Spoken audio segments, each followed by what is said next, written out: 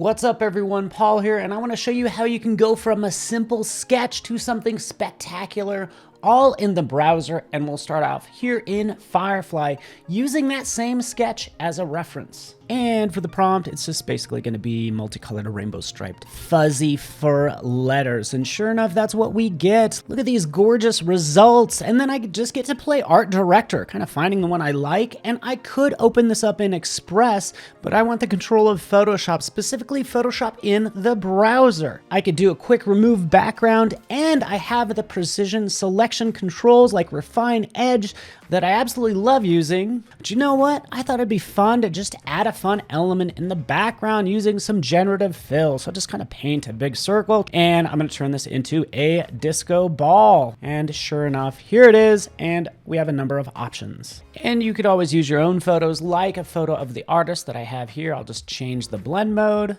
And I really like how this is looking, but I'm going to take it to another level using Adobe Express. This is where things get really fun because I could take this design, select some of these elements like these letters, and have them bounce around with some animation. Kind of bob in, move around.